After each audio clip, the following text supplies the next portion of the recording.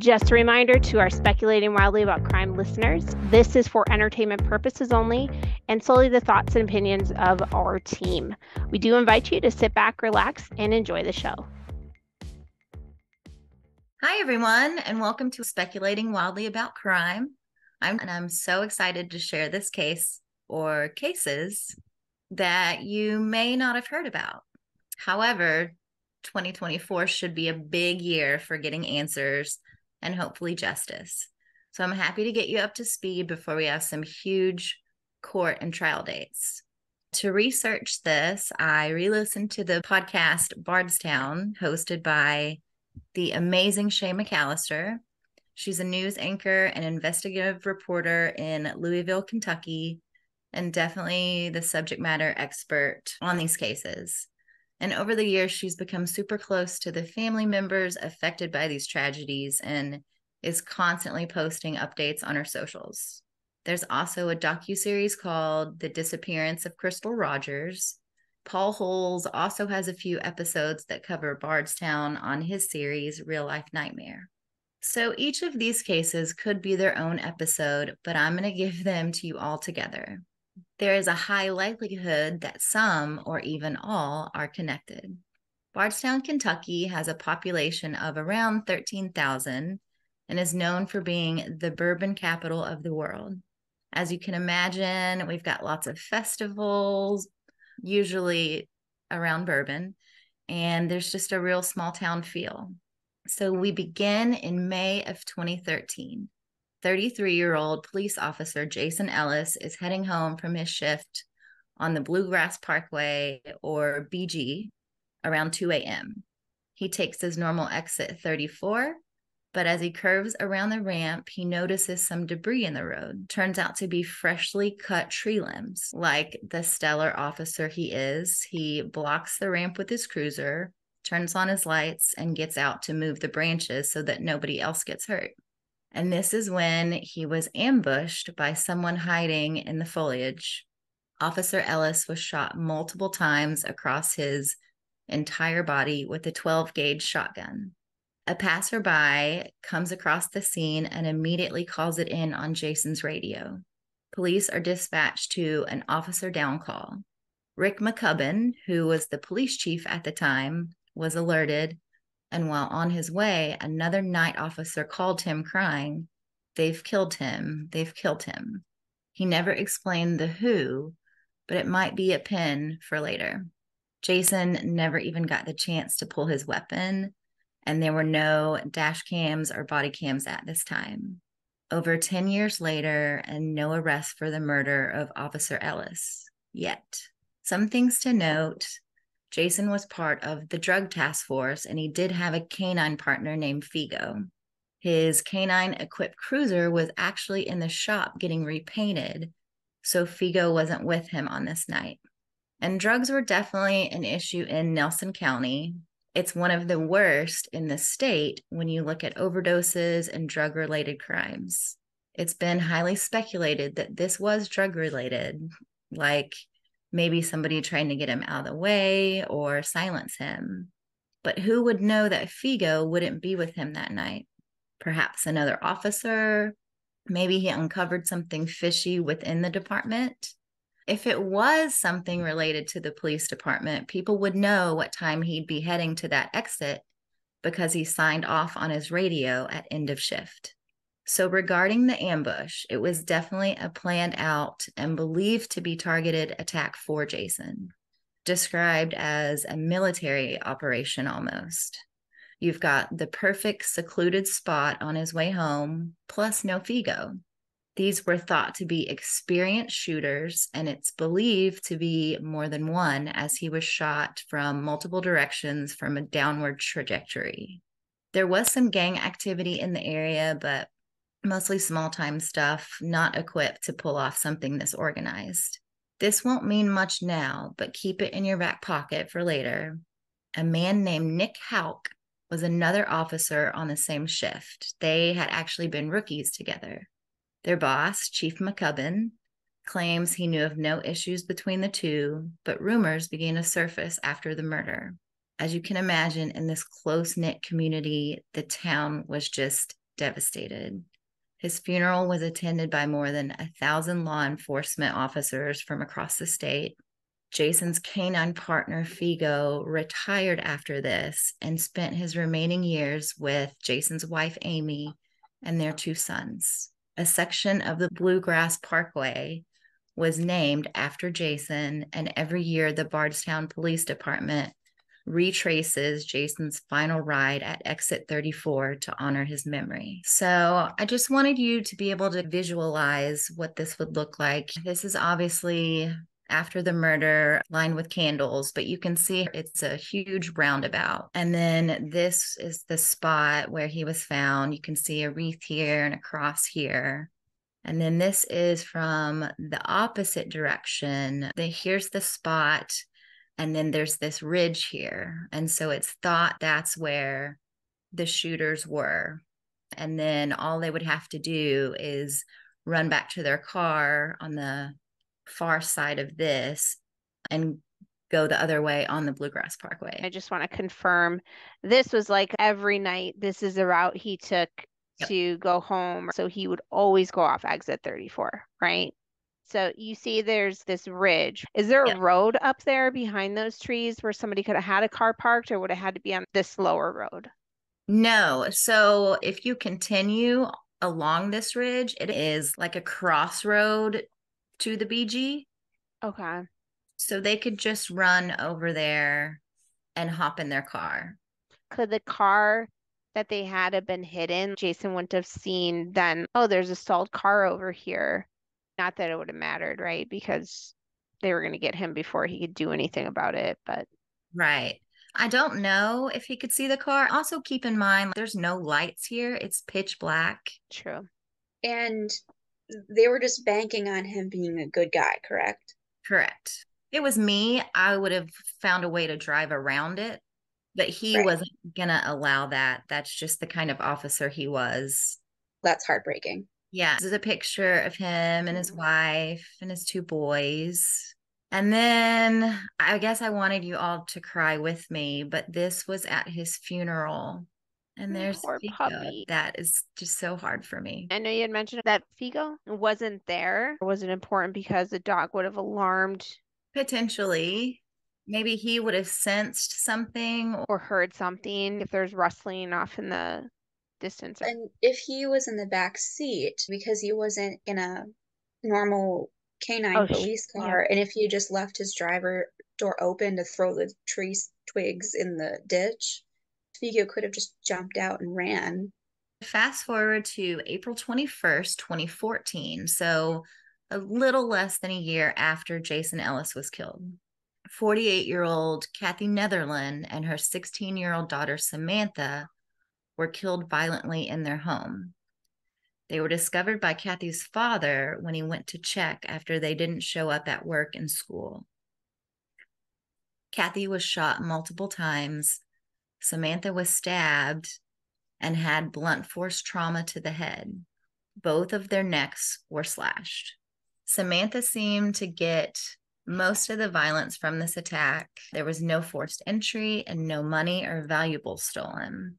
Some speculate it was a gang initiation and just completely random. To me, this always seemed personal in nature, just based on the injuries, especially to Samantha. And it seems that the police thought so too. The only lead was a black Chevy Impala that had been seen in the area. Kathy was a beloved special ed teacher, mom of 2, and highly respected by the community. Samantha was a sophomore in high school and had recently been accepted to the Gatton Academy, which was a very selective STEM school on the campus of Western Kentucky University.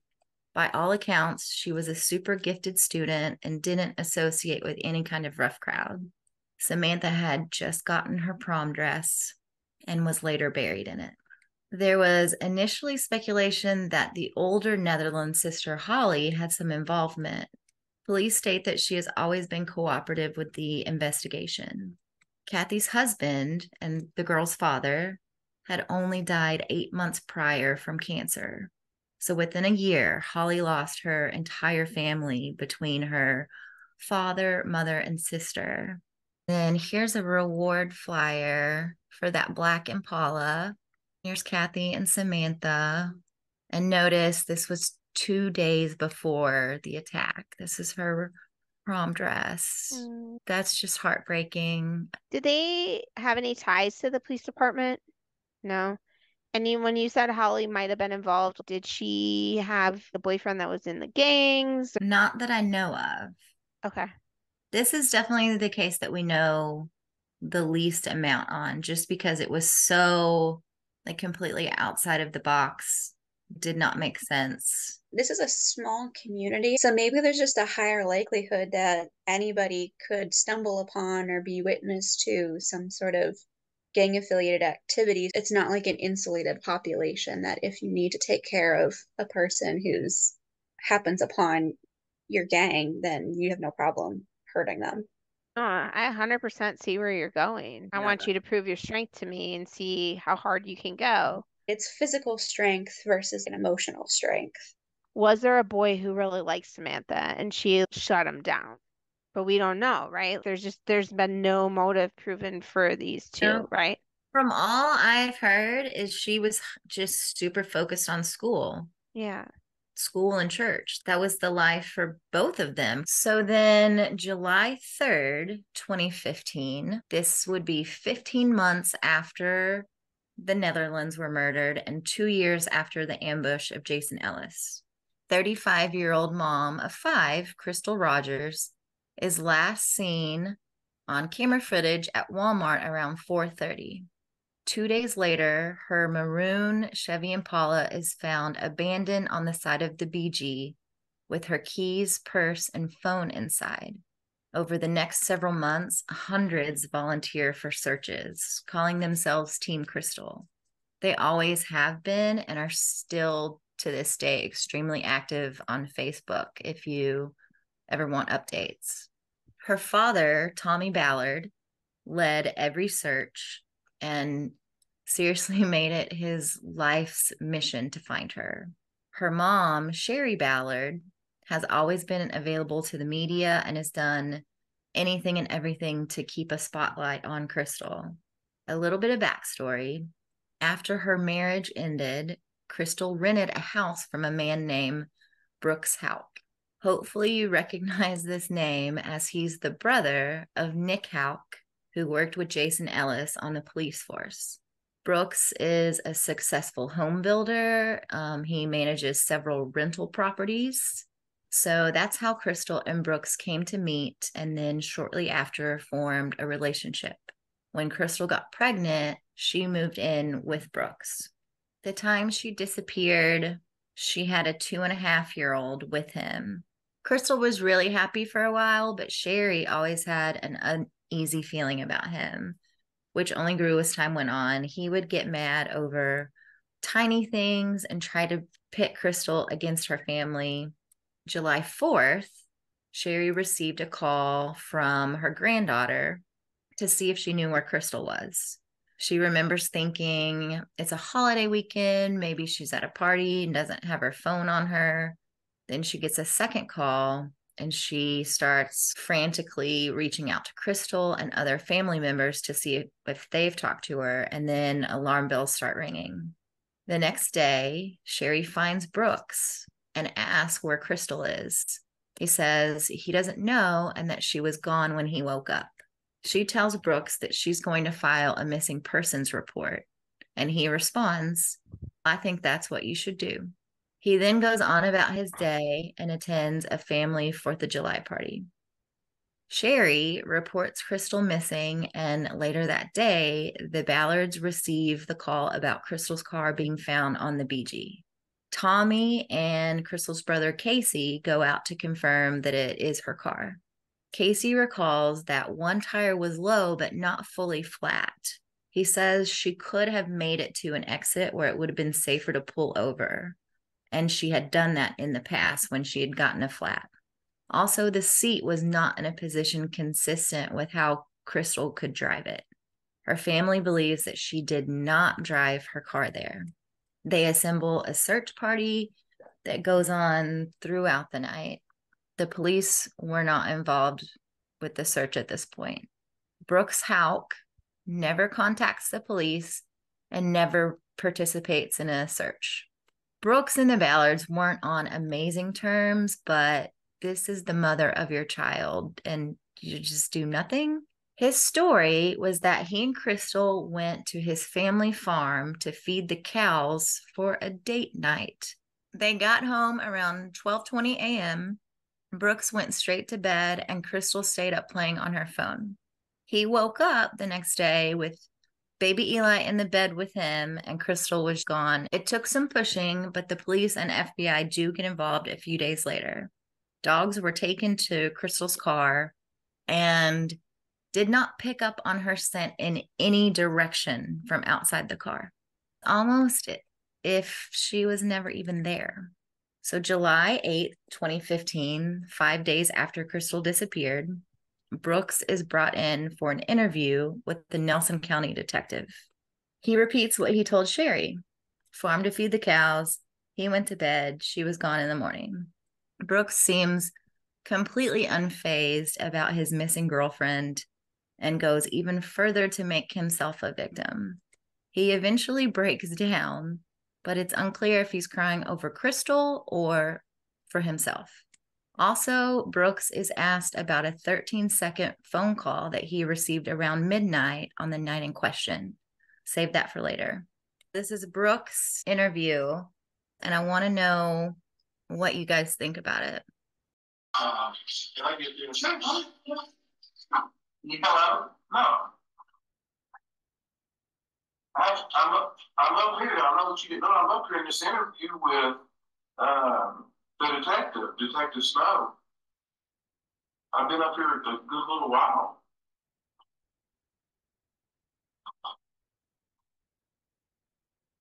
I'm filling out this statement here and everything. Are you telling me that's what I need to do?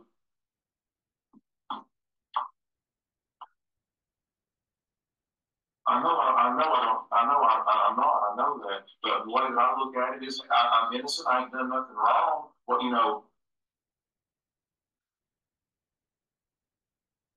know you told me innocent people got jammed up, but if you're telling me to leave, I'll get up and leave. If you want me to,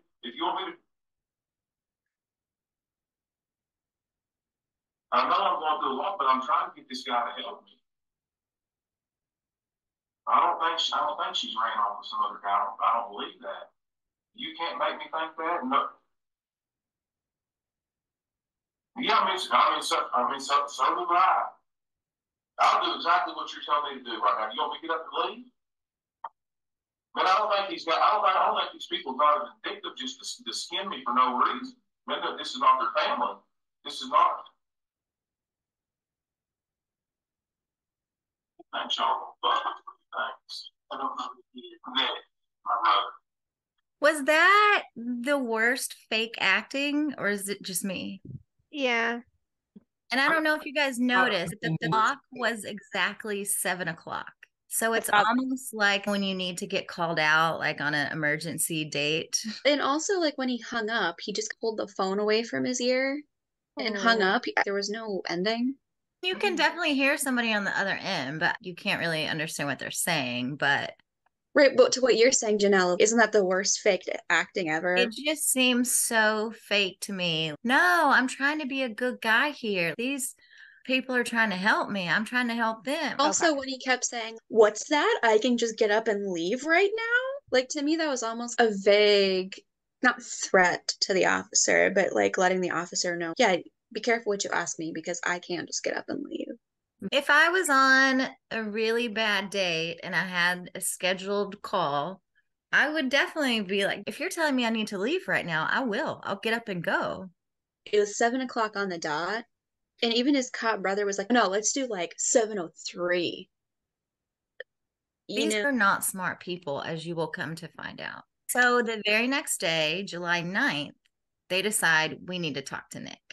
So he is asked to come in for an interview. He flat out refuses. I want to note that Crystal's case is being investigated by the Nelson County Sheriff Office rather than the Kentucky State Police. And the KSP has the Ellis and Netherland cases. It's odd because Nelson County Sheriff's Office and the Bardstown Police actually work out of the same building. Nick's boss, Chief McCubbin, who was also Jason Ellis's boss, gets word of this refusal from Nick, and he gives him a direct order. In his own words, he says, "Get out of my office, walk your ass over there, and you're going to cooperate." He goes on to say that as police officers, they don't get the luxury of not cooperating because they took an oath. On this exact same day, so I'm assuming earlier in the day, Nick does testify before a grand jury and his police cruiser is confiscated. Oh, and on this same day, Brooks finally speaks out. Any guesses whose show it was on? Nancy Grace. She does a feature on Crystal, and the Ballards tell Nancy that Brooks hasn't taken Crystal's disappearance seriously. On the show, it is revealed that Brooks took a polygraph and it came back inconclusive. And I will give Nancy some credit here, gives no shits for Brooks Houck. Like, she has his number pretty immediately. 6 days later, on July 15th, Nick unwillingly agrees to talk to investigators. While he's being interviewed, his home and personal vehicle are being searched. He is asked if he and his brother met up the night after Brooks's interview, the one where he called him and told him to leave. He says he doesn't recall, but doesn't think so. And you guys, this big dummy, the house that is on the family farm has a camera, and it shows them arriving right together, following each other. He says, oh, that must have been a coincidence. The fuck it is. They are also on tape leaving at the same time late that night. He continues to play dumb about it. Then the investigator tells Nick that when his cruiser was confiscated, it was actually taken to the Kentucky State Police forensic lab. And then they tell him bodily fluids were found inside the cruiser. They described the trunk as looking like a Smurf after luminol was administered. There was a blanket that, to quote, lit up like Chernobyl. He is still playing dumb, doesn't remember meeting with Brooks that night. Someone has to be making up these lab results, etc. So fast forward 9 days to July 24th. Nick Houck is given a polygraph by the FBI, which he fails fantastically. Now, this clip doesn't have a ton of substance to it, but I just wanted you to see the kind of people we're dealing with. We have been digging deeper through old police interviews. In one of them, Nick explodes when an investigator told him he failed a lie detector test surrounding the disappearance of Crystal Rogers. Because you're telling me I'm lying and I know I'm not. I know the truth, you know? And I've been 100% honest with you, the grand jury, and everybody else I've spoken with. Here's what I'm getting at. Well, you just said yes, I have. No, you haven't. I most definitely have. And if you don't want to believe it, that's your issue. It's not mine. It's not just me. I showed you. Dude, I don't give a damn what your computer said. Okay? Just before this heated exchange, Nick Houck sat calmly in his unbuttoned Bardstown police uniform as he's told he did not pass a lie detector test. Some of the questions: do you know where Crystal is right now? And are you hiding any information about what happened to Crystal? You didn't tell me the truth on both of those questions. And it's no longer a matter of wondering, do you know anything about what happened? We're past that now. I'm no longer asking you if you know. You do. Nick Houck sat in silence. The official then opens his computer to show Nick the results of his polygraph. Deception indicated 100%. You just got told that you failed a polygraph, and that's your response? Did he think that was going to go over well? Do you think it's because he is also a law enforcement person? So he's, hey, listen, we both know I didn't do anything, obviously. I would think that would make you have more respect. I don't know. I think we hear about the whole behind the blue line type things where, as Jamie would say, there's a lot of police corruption because they can just help each other in some capacity. So it wouldn't be totally wild for me if he was expecting them to be like, oh, you're fine. Don't validate her. Listen, people listen to people in authority, and people in authority abuse their power. So some other highlights from this situation. He says he doesn't even know Crystal.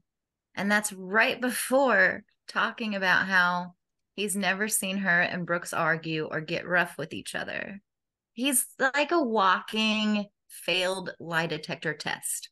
To no surprise, after him telling Brooks to leave his interview, then his own interview going poorly, after he tried to not even cooperate at all, plus this deceptive polygraph, and then pile that on top of his list of previous write-ups, he was suspended without pay from the Bardstown police force by Chief McCubbin before being fired by the mayor for behavior violating their code of ethics.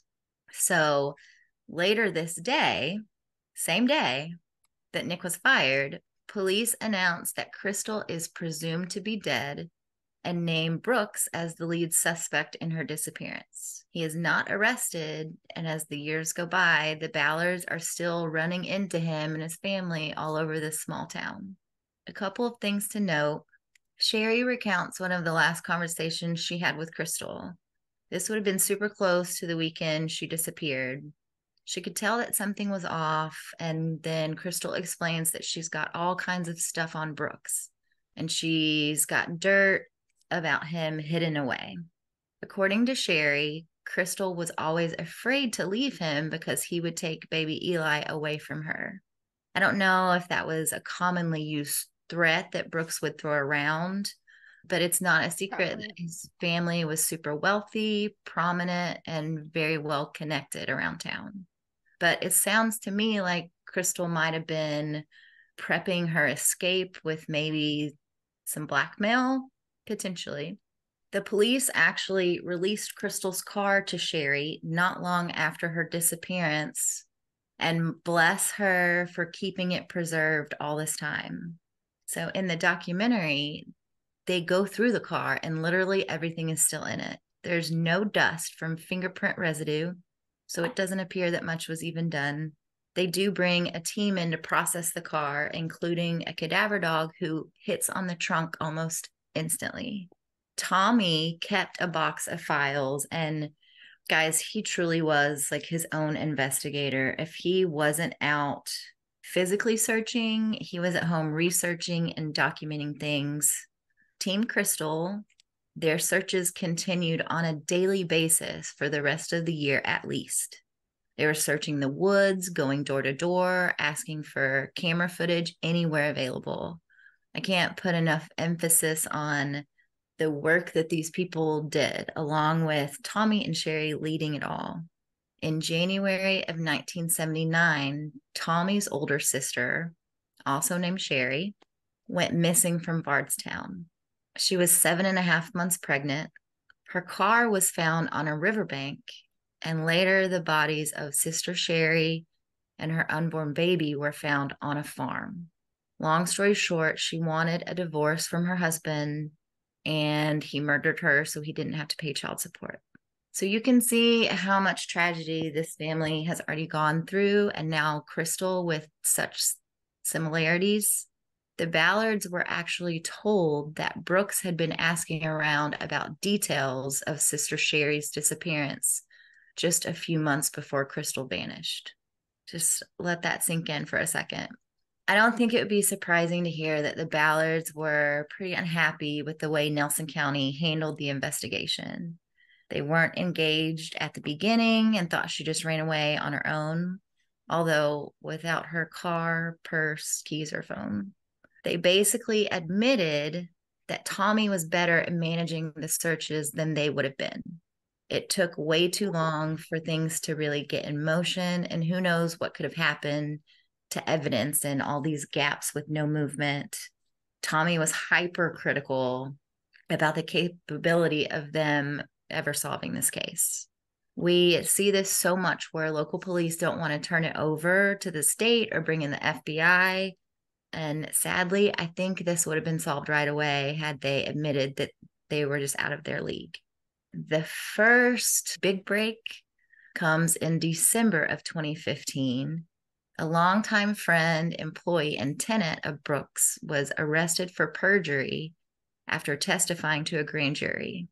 And because of his relationship with Brooks, he was also really close to Crystal. The 38 counts he was indicted on all surrounded his whereabouts when Crystal disappeared. He served 8 months in prison. Fast forward to August of 2016, so a little over a year after Crystal goes missing, the Houck's grandmother's home is searched. Police also try to get her white Buick to run DNA testing, as it was reported to be seen at the farm during this time last year. However, she sells it before a search warrant could be executed. She also gets subpoenaed to testify before a grand jury, but pleads the fifth. To tack onto that, an eyewitness had reported seeing Crystal's Impala on their way home from work at 10:30 p.m. on that night, and a white car about a mile up the road. On the way to work the next day, the white car was gone, but the Impala was still there. Also, a white car is mentioned throughout Tommy's box, and he's got surveillance videos from all around town with this white car. So in conjunction with the search warrant coming, Team Crystal posts about the white car on Facebook, and it is sold almost immediately. So then November 19th, 2016, so this is about 15 months after Crystal's disappearance. It's 6:30 a.m. 54-year-old Tommy Ballard is heading out to go deer hunting with his 10-year-old grandson, Crystal's son Trenton.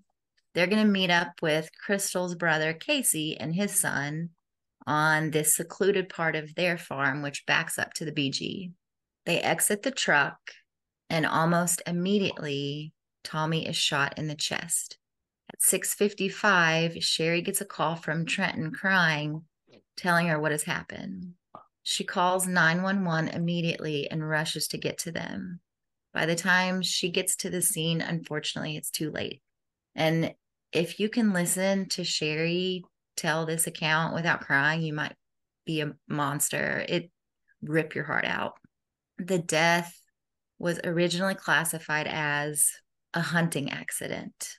Joking? The Kentucky State Police were assigned to this case and guarantee they are working it as a death investigation, which doesn't rule out murder, but come on. Who originally deemed it the hunting accident? Was it just the Bardstown police? The Kentucky State Police.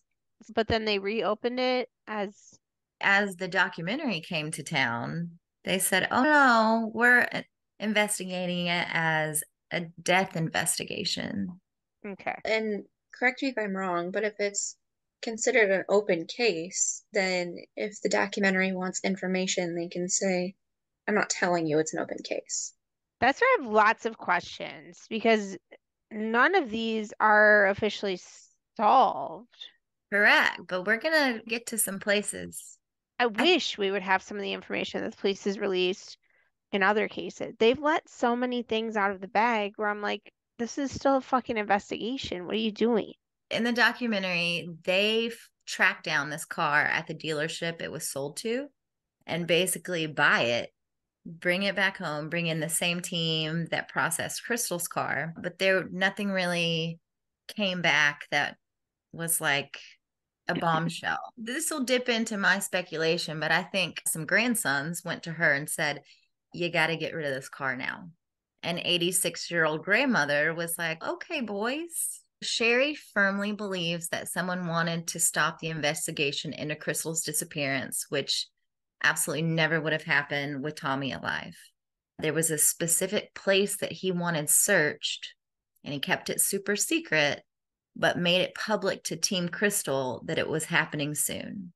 There were also rumblings that he might be running for sheriff so he could continue to push this case along and keep focus on it. Maybe people were scared that this would be all he needed to get that final puzzle piece. And in case you missed the connection, Tommy's shooting was quite similar to the death of Jason Ellis in the fact that it would have been planned out and was executed to perfection. It was absolutely another ambush. The property they were on was private, but like I said, it backed up to the BG. So someone could have been waiting there in the brush and just gotten on the bluegrass and made a quick getaway. Police never released what type of weapon was used, but it was suspected to be a rifle. And that is one thing that will be confirmed by the end of our chat tonight. I couldn't find a picture for you, but this was from the docuseries on this property. Typically, the tree line on the side that up to the BG was solid, like you could hardly see through it. But there was an area that had obviously been cleared. They found saw marks on trees to make this specific clearing. They also found a kickback spot, and then they test the theory with a laser pointer, and it was a direct shot to where Tommy was hit. Trenton later said that upon exiting the truck, Tommy held him back and said to wait. Then he pointed his gun to look through the scope, and that's the moment he was shot. So the thought is that he might have seen some kind of movement right before. So this is Crystal with her 5 children. And then here's the family. So we have brother Casey, Crystal, Mama Sherry, Tommy, and then her sister Brooke. So I have just a few updates on Brooks. He got a new girlfriend not long after Crystal disappeared. She got arrested in 2017 for taking down missing posters about Crystal. Are you kidding me? I will also say these posters are all over town, and they are directed at Brooks on the road where he has to enter and exit his neighborhood. There is a fence where it's just signs nailed that basically say Brooks is still the lead suspect. And the kicker, new girlfriend, also a blonde named Crystal. I believe they got married at some point, because I vividly remember wondering if it's so she couldn't testify against him. But I'm unsure if they're still together. Then in July of 2018, Brooks is arrested for stealing thousands of dollars worth of roofing shingles, 4 felony theft charges, and 4 misdemeanor theft charges. Idiot. He fought to move his case to a different county, claiming he couldn't get a fair trial in Bardstown, and he was acquitted the next April. Why are you going to a trial for stealing shingles? So now we're to the good part. These are the latest developments. And guys, these are things that occurred like after my obsession with this case began. So I've been watching them unfold in real time. Summer of 2020, 5 years after Crystal disappeared, the FBI announces they will be taking over the investigation. Nelson County finally admits that they aren't equipped with the resources necessary, and 150 FBI agents are brought in to interview everyone and execute search warrants all over the county at Houck family residences. Crystal's car also went into FBI custody. One of the last searches the FBI did in 2020 was on Crystal's storage unit. It's interesting in the fact that, remember, she was supposedly hiding information on Brooks, so maybe that's where. And this was the first time anyone had ever gone through that storage unit. So a year goes by, and in late summer 2021, FBI is back in Bardstown. They bring in a cadaver dog, narrow down their search, and then begin excavating concrete from a driveway, like the entire driveway, and basically the whole front yard of a house, and hauling this debris away in dump trucks. The owner of this property was formerly Houck Rentals. Brooks was building homes in this neighborhood at the time Crystal went missing, and this house was under construction at that time. After this search, the FBI makes a statement that items of interest have been found. 2022 is quiet, but the FBI is clearly building their case. Like I said before, they're fucking corrupt. They put all this information out Claim she's dead. Claim Tommy is a better investigator. Claim Brooks is probably the suspect before you knew any shit. And then clearly they did their job wrong. So now we have to bring in the FBI. I think the they were just FBI inept. No, I think don't they're necessarily think they were corrupt. I think they just did not want to admit that they needed assistance, that they were stuck, or they knew who did this, but just couldn't get it nailed down enough to take it further. I find it weird that the chief, Nick's boss, was like, you took an oath, get your ass in there. We're going to be high on morals. But like that morality isn't also extended to this is above our pay grade to take this case. So remember, Chief McCubbin was over the Bardstown Police Department. But didn't you say they're in the same building? They're in the same building, but they're two separate agencies. If you're saying you're taking an oath to serve and protect, I don't remember the part where there was an asterisk that said only my own people, though. And he did leave to go to another police department, so he might not have even been there at the time. That's true. Okay, that's shady too. Why'd you leave? What were you hiding? Why'd you need to go? Maybe he got a better offer. Maybe it was just really hard for him to stay there. That I can maybe get on board with. Or maybe somebody was like, listen, if you don't go, you're getting too close to this shit.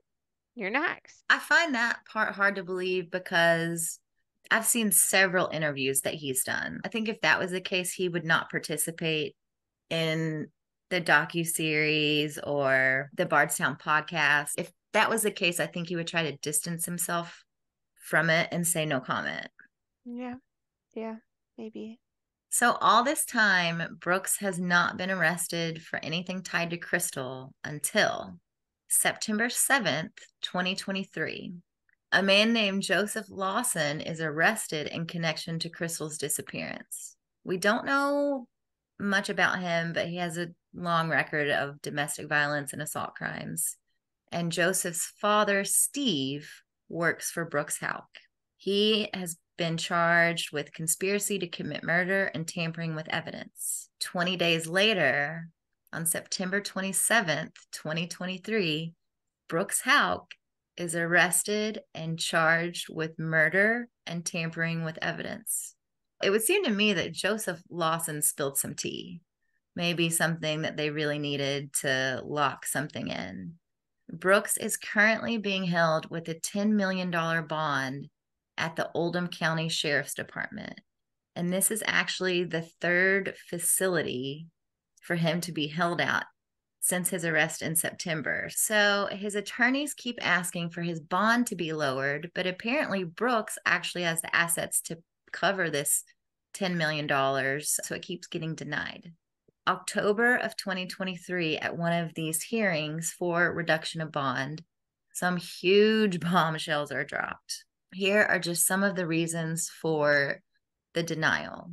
Based on his financial resources and facing up to a life sentence, he is deemed a flight risk. We have brother Nick, who obviously tried to subvert the investigation from the beginning.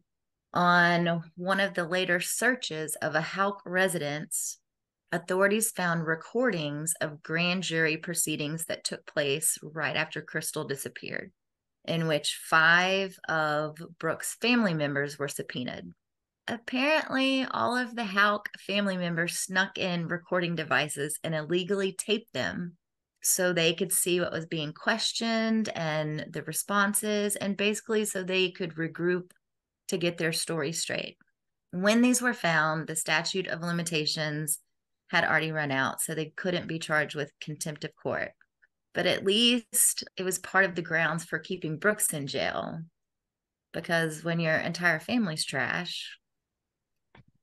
Plus, okay, using a false name, Big Dummy Nick Houck sold a rifle. Are you ready? To the investigators in some kind of undercover or sting operation. So it heads to the lab for testing. Turns out it matches 4 of the 5 criteria for the gun that killed Tommy Ballard. And they're confident that this is the gun. To tie all of this together, there is a definite concern over the safety of witnesses, with the family recording testimonies, and Nick's likely responsibility in Tommy's death. So late November, Brooks's counsel requests that the judge be removed due to bias. The Kentucky Supreme Court declined this request and the bond reduction.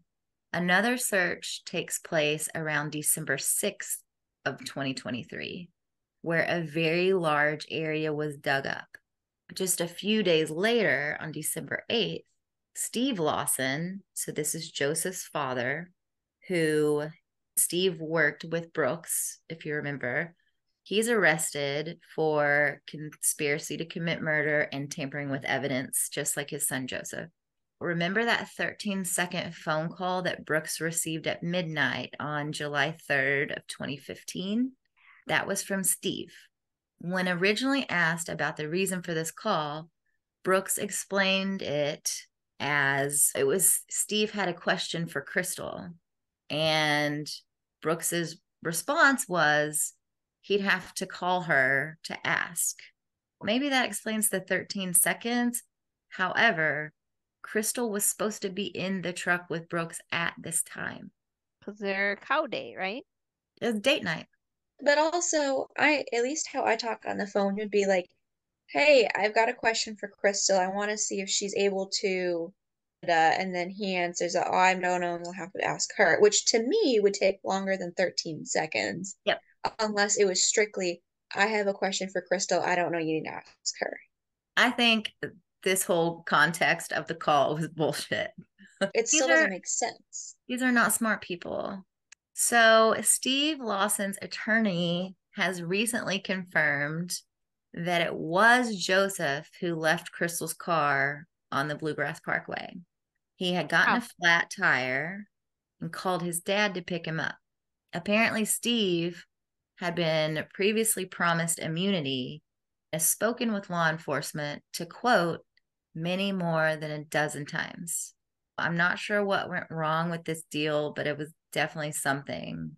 His attorney stated that while he claims he is uninvolved with Crystal's disappearance, Brooke has had conversations with Steve about Crystal.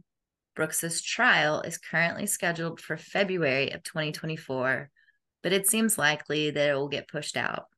And it can almost guarantee he's going to ask for a change of venue. The big question has always been, if you can solve one, can you solve them all? And we know how hard it is to solve a murder with no body, but why a murder charge unless they aren't absolutely sure? And I would think the family would have been told if they actually found Crystal, but maybe they're just playing this super close to the vest since they've already said that she is presumed dead. But I'm wondering, because Steve has talked to them, I keep going back to this because it's just fucking mind-boggling to me. They had come forward and said, we know that she's dead. We know that Tommy's doing a better investigation. We know that Brooks is probably a suspect. Was that partially from some of the stuff that Steve told them? So these are all very far apart. Like 2015, that's when they announced she was presumed dead and that Brooks was the lead suspect. Like, Steve wasn't arrested until, well, at the time of this recording, less than a month ago. But do we know when the 12 conversations happened? They had been talking previously, but do we know if Joseph's arrest in September kickstarted that and brought Steve into it? I don't think we're going to know a whole lot more until it's go time. Yeah, I just want to know what, every case we discuss, we always talk about, and I always say no shade to the police because they have to do their job, but they know more than we know, right? Sure. And rightfully, that's how we're going to catch a murderer. That's how we're going to catch a suspect. And so I'm just so curious, what did they have in their arsenal that they said, we know she's dead before any of this came out? Who came forward? What do they have in their evidence that they can't release yet? I don't know what Nelson County was doing. I don't know if they knew what they were doing, but I know that there wasn't a big shift in things until the FBI came in 2020 and said, hey, let us take this. Go. Well, yeah, So that's we'll deal also with your mind-boggling to me. cows Yeah. getting loose in the road. So Oh. the last thing I have to say is, while this is a very small town, there is no evidence that the Netherlands had any relationship with Jason Ellis, Crystal, or Tommy. Were there, and obviously not during this time because you would have talked about it, but is this a town where murder happens regularly is probably the wrong word, but or was it like Moscow, Idaho, where it was like, this is the only murder that's happened in the last 24 years? Very strange to have this many unsolved murders within this short span of time. Yeah, so you want to connect them together then. I want to hear your thoughts, guys. So I know that for Crystal, we can have it where we hope it is going to stay, but I'm really curious, like, how you want to tie things together, or if you think everything unrelated. I do think they're all connected. I think it is, there's a drug connection, there's a police corruption connection, right? So I truly believe it's Bardstown, Kentucky. It's a small town. There's a lot of meth going on here. There's obviously a lot of drugs going through this town. I lived in a small town. My small town had about 1,300 people. It is a meth capital of Wisconsin. I never did meth. Go me. But I do know that when you live in these small towns, there's not much else to do, and it's very easy to get sucked into these drugs. And along with that, when there is a lot of drugs rolling through your town, that's a lot of money, right? And if you're a small town police force, you're inept on so many levels, not only solving murders, but also how to conduct yourself professionally, how to separate your professional life from your personal life, how to not go to everything that is money.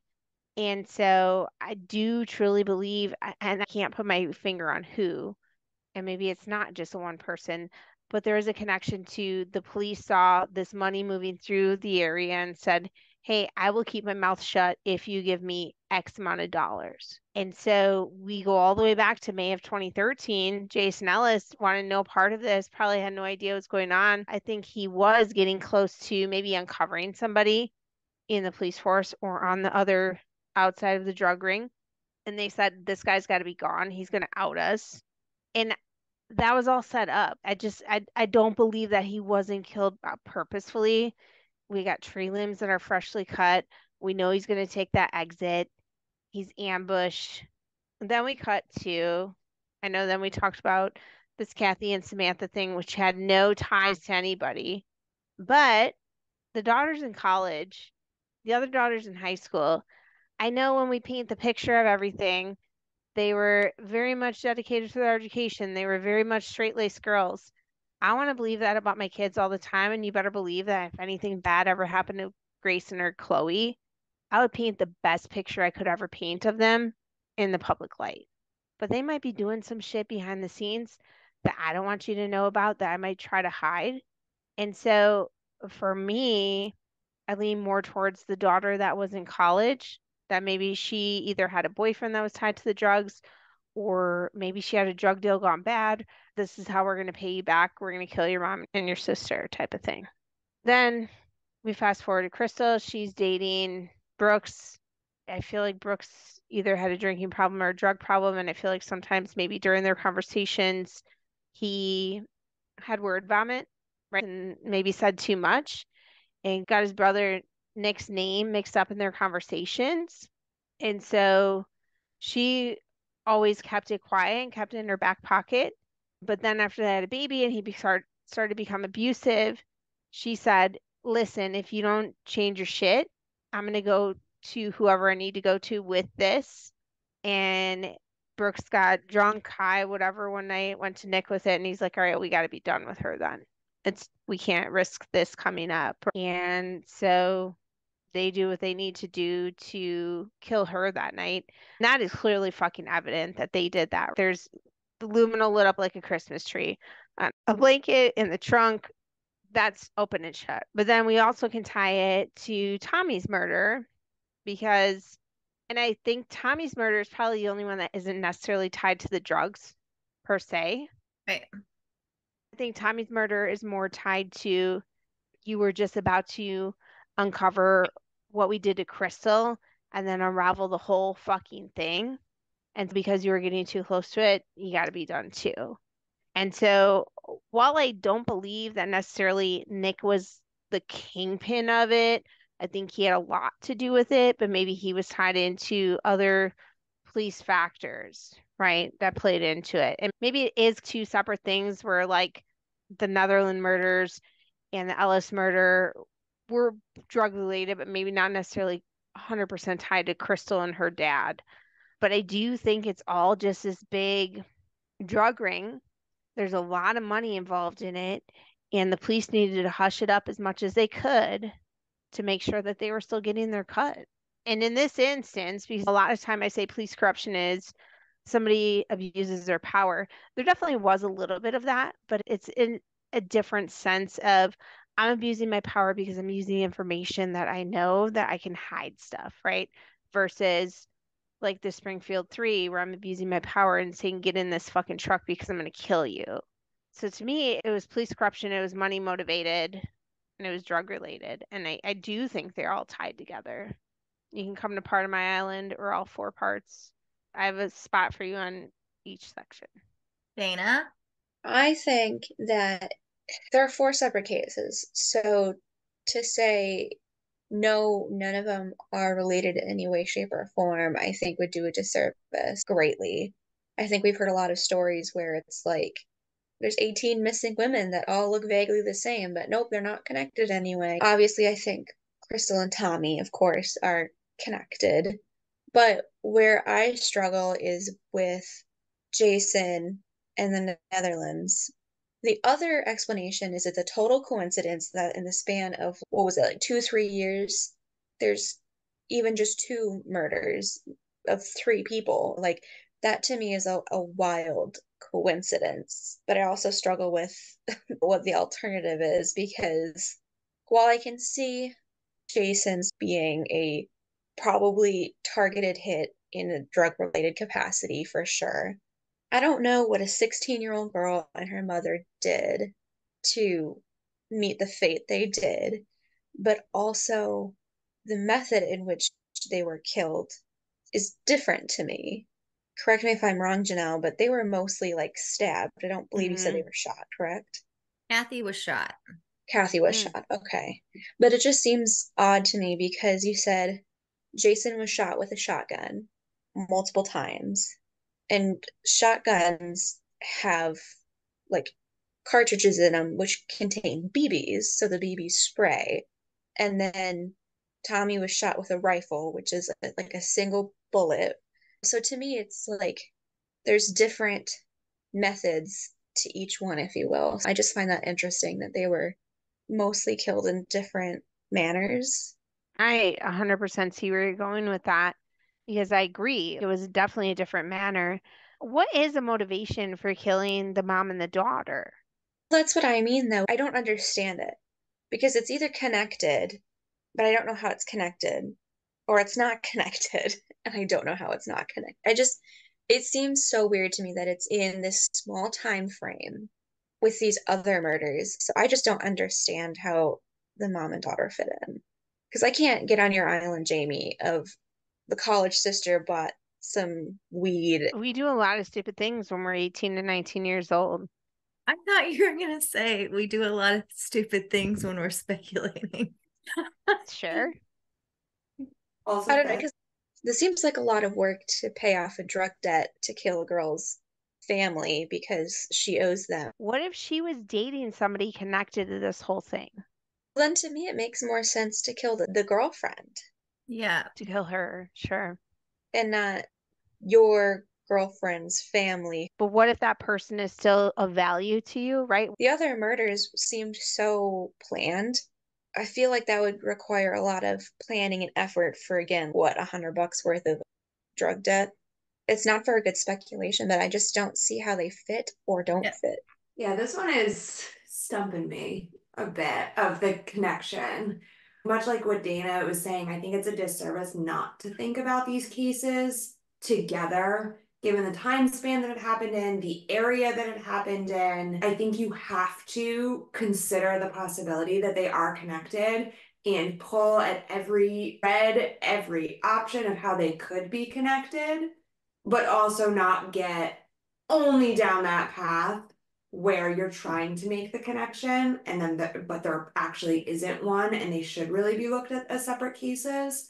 But I think it's like everyone else is saying, I think having this happen the way it did, it's hard to believe that they're not connected in some way, shape, or form. I'm on Jamie's island with the Ellis murder. That was definitely an ambush. That was a planned hit. I like Jamie's theory with all of that. And even like Dana said, I think I could maybe tie that to Crystal and tie that to everything else. But it is that Netherlands murder that's just very hard to connect. But it is just such a violent and horrible thing that happened in the time span that all these other three, I guess, with Crystal's dad, things happened as well. So I feel like there's a good chance that they are connected, and I think that they do need to be explored in that way as an option, but also consider the fact that maybe they're not. Because Dana said, I don't know what the alternative is if they're not connected, especially because it doesn't seem as though much has come up with suspects for the other ones or ideas of why this happened to them, why this mother and the 16-year-old daughter were targeted, why police officers targeted. It's hard because nothing else has come up about it. So I know that's not a great conclusive speculation, but that's where I'm at. Do you have any ideas on motives for anything?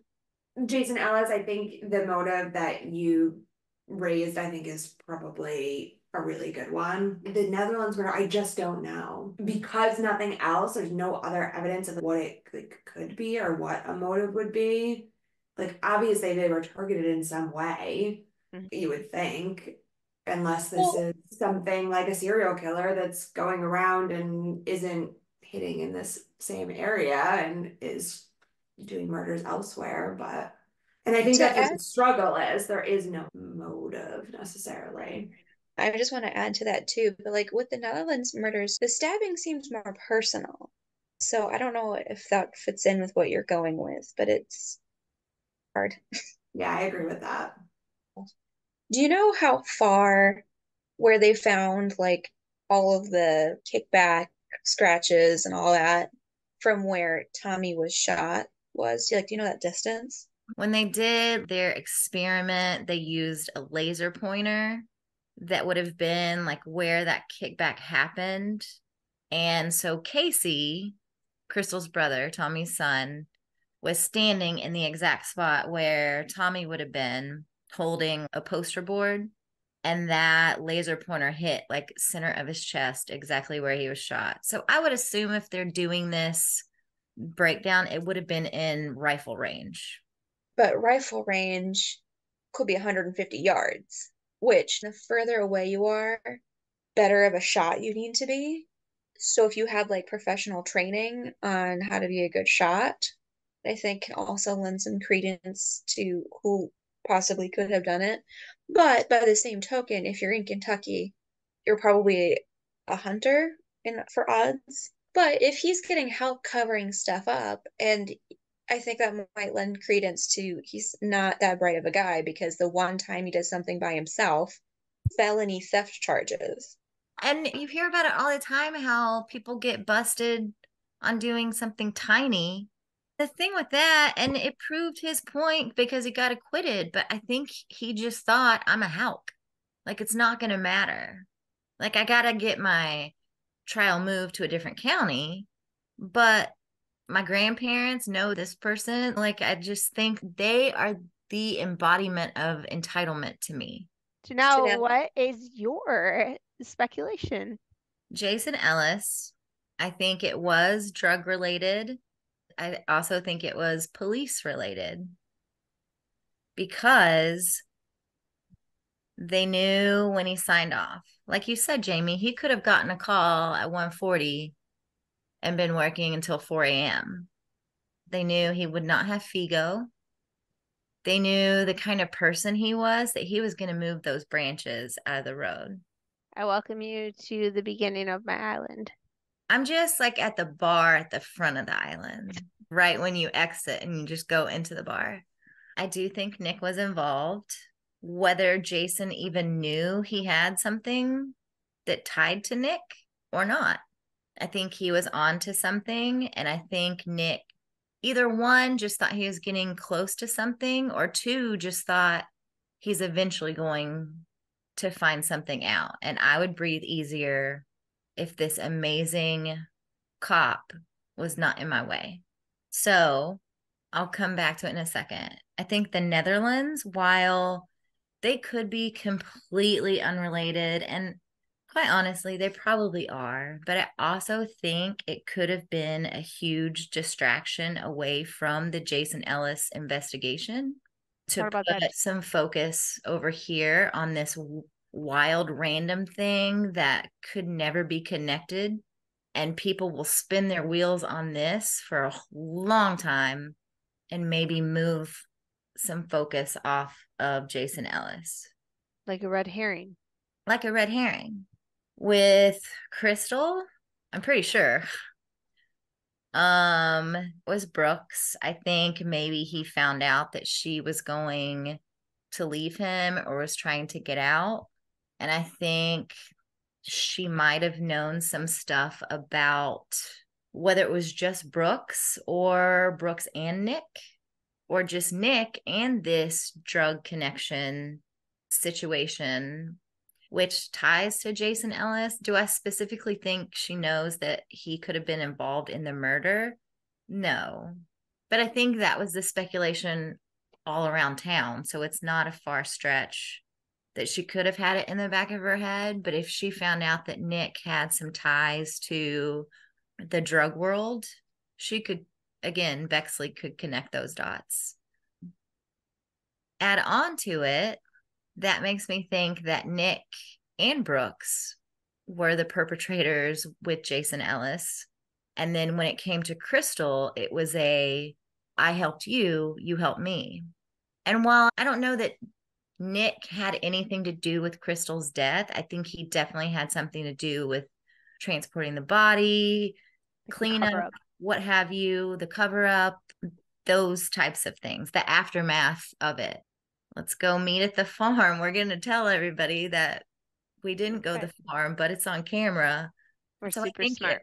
It could have been like a quid pro quo thing where, remember that thing I did for you? Now I need your help.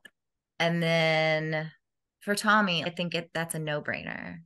I think that also could have been the two of them, where one was a getaway driver, one was the shooter. If we find out that it is 100% confirmed that was the gun that killed Tommy, like, there's no doubt in my mind. Whether they brought in some super sniper to help them with this, I feel like the same shooter was involved in both Jason Ellis and Tommy. But not Crystal? You think she was more personal? I don't know about Crystal. I don't know if that was a planned killing or an accident that went. Oh, you think maybe accident? Not like accident, like she accidentally fell down the stairs, an accident as in I accidentally got pissed and strangled her, or something to that effect, where it wasn't pre-planned, it just escalated and it happened. Maybe he found out that she had all of these things on him and was going to use it against Brooks to get custody, and he just lost it. Or those are the variables that I would love to know in 2024. To clarify though, Janelle, I'm not insinuating it was a super sniper, just somebody that has training with guns, like law enforcement.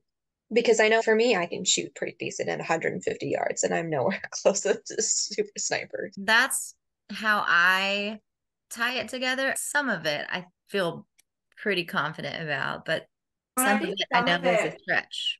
Some of it I think we're actually going to get the answers to. Like once Mm-hmm. we know what they have found and uncovered and everything that was in the storage locker, all of those things, Yep. we may have better answers of how there may be a connection. Yeah. Another thing is I keep thinking about how when the other officer called Chief McCubbin and he kept saying over and over, they've killed him. It's just very weird phrasing. I think I would say somebody's killed him or he's dead. But he was very adamant about like, they've killed him. They've killed him. So did that mean that other people knew there was a situation going on? I want to play devil's advocate to what I said earlier because I'm not saying that I necessarily agree with this, but could they have been just like drug dealers because he was a drug cop and Maybe. they is drug dealers? Are you super excited for 2024? Are you guys all invested with me now? Up all of my time off, take it off for the trial. You'll understand why I'm like posting updates nonstop and Janelle, like talking about nothing else. Something that just keeps playing through my head, and I don't mean to be a total like bummer here. Two families have been absolutely obliterated, more than two. But when you think about the Netherlands and that older sister, her father passed away, her sister and her mother, so she's alone now. And also Crystal's family, how absolutely devastating is that for a family? If you watch the documentary or listen to the podcast and don't like immediately fall in love with Mama Sherry, that is my new like gut check on who a decent person is, because she is literally the sweetest, kindest person, and she has been through more than most people go through their entire life, and all she wants at this point is to find Crystal. Just give me back my daughter. There's no good outcome for her here, and it's devastating that the best outcome she can get is just to be able to lay her daughter's remains to rest. And that's why I am so invested in this. And so that's why every update that comes out, if I don't see it immediately, like somebody is like texting me, letting me know, stop what you're doing right now. There's an update. I really do feel like that's going to be my life for this next year. And it's so equal parts happy and sad. But I just want justice for Crystal. I want justice for Tommy, but I really want justice for Sherry. I want her to be able to see this through and be at peace.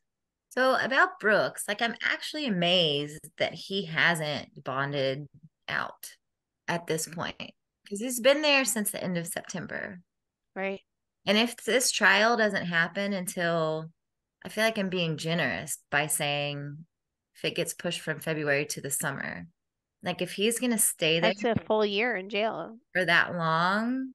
But again, like he has no better option than life in prison.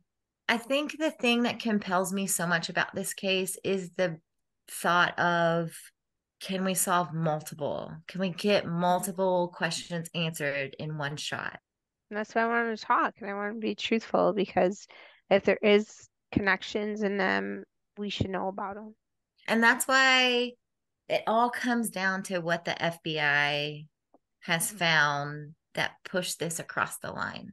Like something big happened within the last 3 years, because this has been so stagnant. Or not even 3 years, because that's just when the FBI took it over.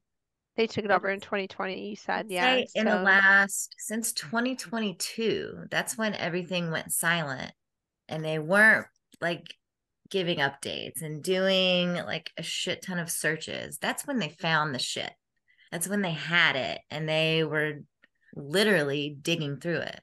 So there is something that was that linchpin. Otherwise, we would be in the same place we've been this whole time. But I have to believe that there is a smoking gun here. Like, so Before we go, I have to give Shay McAllister another shout out. Her podcast is now called Beyond Bardstown because there have been more seasons released, but the first season covered was strictly Bardstown. It's riveting. It's where I got most of my research. It's also packed with interviews with all the people we've talked about tonight, and there's a lot more audio of police questioning of the Houcks, and I promise you will fall in love with Sweet Mama Sherry. The FBI actually offers their own rewards for any information surrounding these cases. Jason Ellis is at $50,000, Crystal at $25,000, and Tommy at $10,000. So for any details on Jason Ellis or the Netherlands, you can contact the Kentucky State Police 270-766-5078. Crystal Rogers has her own page on the FBI portal, and that's crystalrogerstaskforce.com. And you can bring anything to them involving Crystal or Tommy. And I just really hope that we can finally bring Crystal home and give Sherry some peace. I just wish that Tommy could be here to see it when it happens. We should have huge updates in these cases this year, but for now, all we can do is speculate wildly. Thank you for taking the time to listen to our show today. We ask you to please subscribe to us on YouTube, Apple, Spotify, or anywhere else that you find your favorite podcasts, just so you don't miss out on any of our episodes. You can also find us on Facebook, Twitter, Instagram, and TikTok at SWACPod, SWACPOD, or you can contact us via email for questions, comments, or case ideas. Our email address is swacpod@gmail.com. That's SWACPOD@gmail.com. Thanks so much for speculating wildly with us tonight.